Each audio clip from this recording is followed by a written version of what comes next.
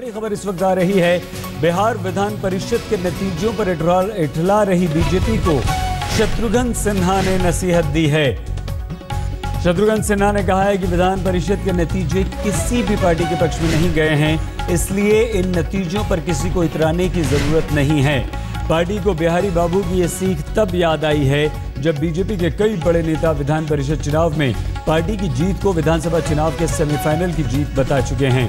तो ऐसे में शत्रुघ्न सिन्हा का ये कहना सवाल खड़े करता है कि क्या बीजेपी के नेता ही इसे बड़ी जीत नहीं मानते और इसे सेमीफाइनल नहीं मान रहे हैं। विधानसभा चुनाव के क्या ये संकेत नहीं हैं? इस जीत से भाजपा के कैंप में काफी उत्साह जरूर है। भाजपा के नेता कह रहे हैं कि ये जीत हमारी विधानसभा चुनावों की जीत को तय करती है।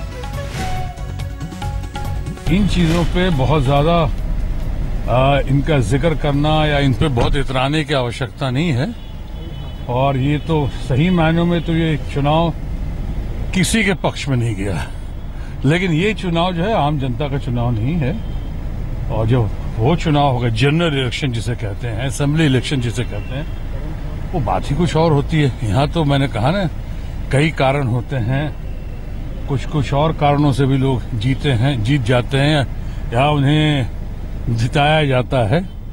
और जबकि मैंने कहा कि किसी के पक्ष में भी नहीं गया है, तो ये बहुत ज्यादा इतराने की या बहुत ज्यादा बात करने की इस पर कोई आवश्यकता नहीं, कोई चिंता करने की भी आवश्यकता नहीं। आने वाले दिनों में हमें हमारे पक्ष को और मजबूत करना होगा और सारी चुनौतियों का समझदारी के साथ और एकता पूर्वक हमें सामना करना होगा। सुना आपने, सीधे आपको लिए चलते हैं। कुमार अभिषेक हमारे संवाददाता इस वक्त हमारे साथ हैं। अभिषेक, ये बीजेपी में अपनी उपस्थिति दर्ज करवाने के तौर पर शत्रुघ्न सिन्हा को इसे देखा जाए, क्योंकि काफी समय से हाशिए पर वो चल रहे हैं, या जिस तरह से जेडीयू के नेता कहते थे कि ये सेमीफाइनल नहीं है, उस तरह से इसे माना जाए?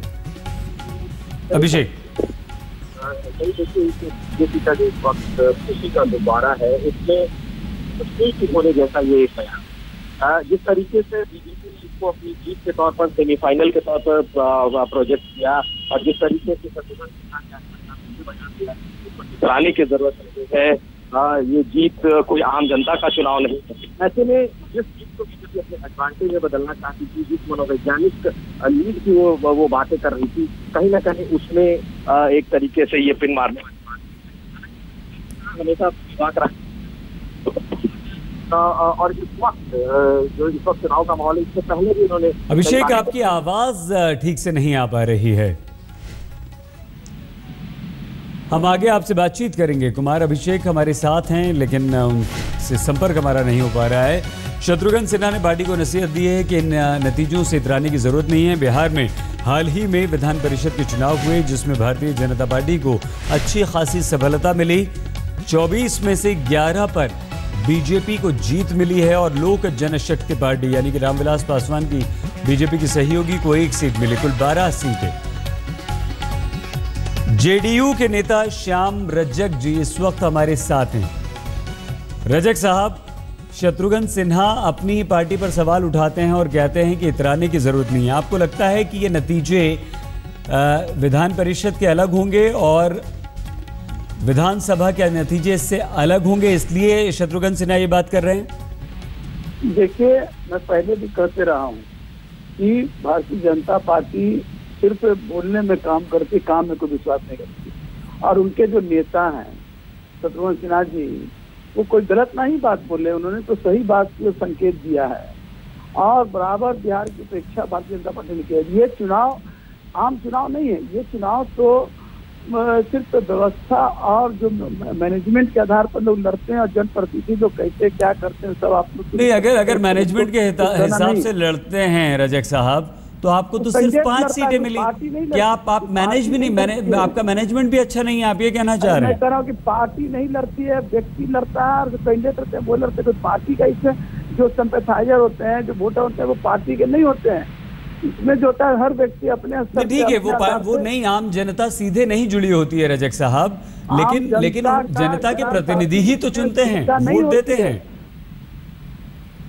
आम जनता की कोई भूमिका नहीं होती है। लेकिन आम जनता के चुने हुए प्रतिनिधि ही तो वोट देते हैं।